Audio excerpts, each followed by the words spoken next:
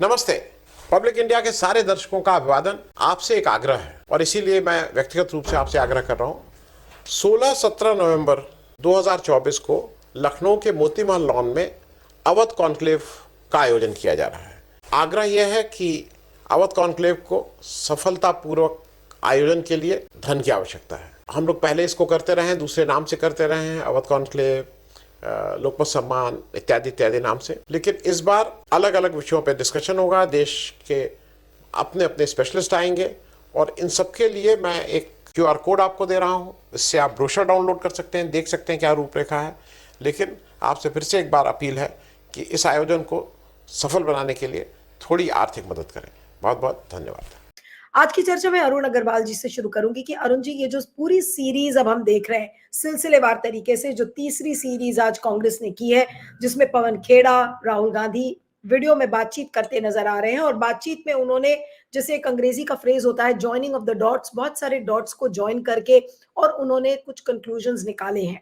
और जाहिर सी बात है कि वो सारे वही सवाल हैं जो सबके मन में है, वही शक है जो सबके मन में है, लेकिन उन शकों का कोई जवाब नहीं है, इस चीज को भी लेकर कोई जवाब नहीं है। लेकिन जो अहम सवाल है कि क्या माधवीपुरी बुच अब प्रधानमंत्री मोदी को धमकाने में लग गई है, जो बातचीत पहले वीडियो में नजर आई थी, उसको लेकर आप क्या कहेंगे? जी देखिए, ये तो कहना थोड़ा मुश्किल है कि किसी में इतनी हिम्मत हो कि वो प्राइम मिनिस्टर को धमकाए, क्योंकि प्राइम मिनिस्टर धमकाते हैं, उनको कोई धमकाने वाला जो है अभी तक तो हुआ नहीं है।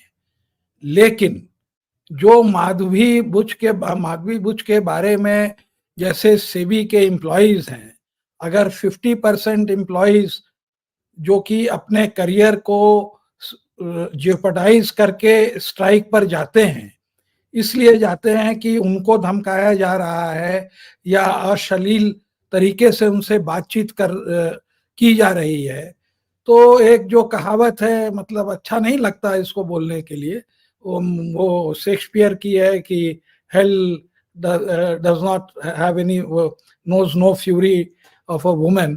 तो वो हो सकता है कि ये इतना ज्यादा वो गुस्सा हो या इन लोगों को अकोमोडेट किया हो और इनकी बदनामी हो, तो प्राइम मिनिस्टर को तो नहीं धमका सकती है और प्राइम मिनिस्टर इनसे शायद इंटरैक्ट भी नहीं करेंगे। वो इंटरमीडियरी के साथ कहीं कहा होगा कि तुम लोग मेरे पीछे पड़ोगे तो मैं सारी पोल खोल दूंगी सबका। तो और ये खुद भी काफी वनरेबल है, क्योंकि एक क्लिप में जो उन्होंने दिखाया, वो पवन खेड़ा ये कह रहे हैं कि कोई स्टार्टअप फंड है जिसको कि सरकार ने फंड किया और उसके अंदर में माधवी ने जो है उसके शेयर्स लिए वाइल बीइंग इन सेबी। अगर ये बात सही है तो ये जो है ये यही एक ऐसा है कि बहुत बहुत बड़ा उनके कैरेक्टर और सेबी के ऊपर जो है एक वो होता है।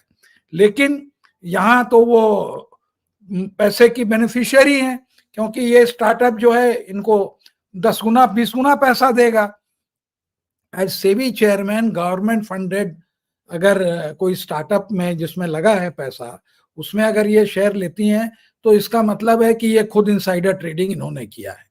तो जितनी भी क्लिपें हैं, और एक जो क्लिप है इजराइल वाली कि ये जो है नाम बदल के जो है बंदूकों और आर्म्स का इंपोर्ट कर रहे हैं, एक ही चीज दिखा रहे हैं, तो ये फिर से यही दिखाता है जो क्रोनी कैपिटलिज्म का होता है कि क्रोनी आपको पैसा देता है, इलेक्शन जिताता है, जब आप जीत के सत्ता में आते हैं तो आप कानून बदल देते हैं, आप जो भी ठेका होता है उसी आदमी को देते हैं और वो फिर से पैसा कमा के फिर से आपको देता है और फिर से आप जाके वोट खरीदते हैं या लोगों को झूठ बोल के उनका वोट लेके और फिर से सत्ता में आते हैं।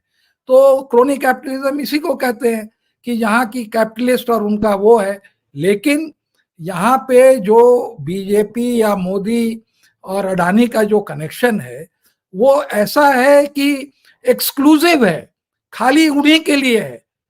जो है कि जितनी पॉलिसियां बन रही हैं या जो भी हेरफेर किया जाता है, या सरकार मान ले बाहर जाके इंडस्ट्रीज को प्रमोट करती है तो वहां जाके ये नहीं कहती है कि देखिए हमारे पास टाटा है, इतने बड़े इंडस्ट्रियलिस्ट है, ये नहीं कहती है कि ये देखिए हमारे पास BHEL है, BEL है, या ये जो है इक्विपमेंट पावर का मैन्युफैक्चर करते हैं, इनसे आप डील करिए। वो जाके केवल एक ही आदमी को प्रमोट करती है, अडानी एंड ओनली अडानी। तो ये जो विशेष रूप से अडानी को प्रमोट किया जा रहा है, तो इसका मतलब है कि देश और अडानी और सत्ता, ये तीनों में अब कोई अंतर नहीं रहा। और हम इस बात की राहुल गांधी की जरूर तारीफ करेंगे कि किसी पॉलिटिशियन में ये हिम्मत नहीं है कि ये क्रोनी कैपिटलिज्म के ऊपर जो है एक मुद्दा बना के उसको लड़े। आज तक हमने नहीं देखा कि ये कभी हुआ हो। थोड़ा बहुत मतलब VP सिंह ने भी ये काम नहीं किया, उसके अलावा तो हमें कोई ऐसा फाइनेंस मिनिस्टर भी नहीं याद आता पास्ट में कि जो क्रोनी कैपिटलिज्म से डायरेक्टली लड़ा हो। हाँ, ये बात है कि जब कांग्रेस मनमोहन सिंह थे फाइनेंस मिनिस्टर और प्राइम मिनिस्टर, तो कुछ हद तक लेवल प्लेइंग फील्ड था। हर आदमी ओपन बिडिंग करके, जैसे दिल्ली का एयरपोर्ट हमें याद है, उसमें बिड्स काफी थी और वो बिड्स ओपनली डिस्कस हुई कि किसने कितना बिड किया, कैसे बिड किया, तो वो सब होती थी। लेकिन एक बार वो चला गया तो जो प्रिटेंस था ओपन बिडिंग का वो खत्म हो गया, और जो है टेंडर स्टेज से रिग करना और कॉन्ट्रैक्ट को अवार्ड करना, वो सारा एक के बाद एक अडानी के फेवर में गया। और जहां पर अडानी को कोई प्रॉपर्टी लगी कि ये बड़ी अच्छी है, ये हमें दिला देते, जैसे कि बॉम्बे एयरपोर्ट का था, वो मारा रेड उसके GVK के ऊपर, और 7 दिन में जो है वो जेल जाने का, और वो बेचारे सरेंडर कर दिए और अपने मुंह मांगे दाम पे जो है उन्होंने बॉम्बे जैसे एयरपोर्ट को हड़प लिया। तो ये सारा जो हो रहा है कि हम हड़पेंगे भी और ये भी करेंगे, तो ये जो भी उनको अच्छा लगा, माने इज जस्ट कि पूरे देश में आपको पिक आउट करिए कि आपको क्या चाहिए, और वो इनको मिल जाता है। और उसी तरह से ये विदेश नीति में भी जाते हैं तो केवल अडानी को प्रमोट करते हैं। ये बहुत गलत है।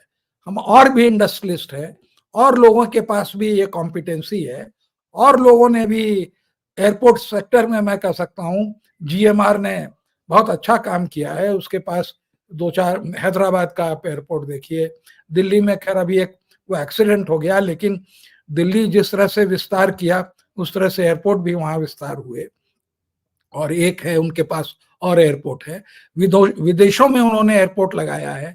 तो मैं इसलिए कह रहा हूं कि और लोग भी हैं, उनको प्रमोट नहीं किया जाता। तो ये दिखाता है कि जो वो कह रहे हैं वो भी सही है, और जो बात जो निकल रही है, और ये सस्टेन करने के लिए अडानी मॉडल का बिजनेस जो है, एक माधवी बुच सेबी के चेयरमैन के नाते, वो सारा उनका वो जो गलत काम का जो स्टॉक मार्केट वाला है उसको वो ढकती हैं। तो वो अगर फाइनेंस मिनिस्ट्री या किसी को इनडायरेक्टली कह के धमकाए हों कि आप मेरे ऊपर एक्शन लेंगे, तो मैं भी चुप नहीं रहूंगी, इसमें कौन सी बड़ी बात है, मैं भी एक पूरा खुलासा कर दूंगी। तो बात में कहीं ना कहीं सत्यता हो सकती है, लेकिन किसी की ये हिम्मत नहीं है, और होना भी नहीं चाहिए कि कोई प्राइम मिनिस्टर को धमकाए। जो भी है वो हमारे प्राइम मिनिस्टर हैं, और अगर ये बात आ जाती है कि कोई प्राइम मिनिस्टर को धमकाए तो वो बहुत बहुत ही, माने एक इंडिविजुअल धमकाए तो बहुत ही गलत होगा। जी नमस्ते। पब्लिक इंडिया के सारे दर्शकों का अभिवादन। आपसे एक आग्रह है, और इसीलिए मैं व्यक्तिगत रूप से आपसे आग्रह कर रहा हूं। 16-17 नवंबर 2024 को लखनऊ के मोती महल लॉन में अवध कॉन्क्लेव का आयोजन किया जा रहा है।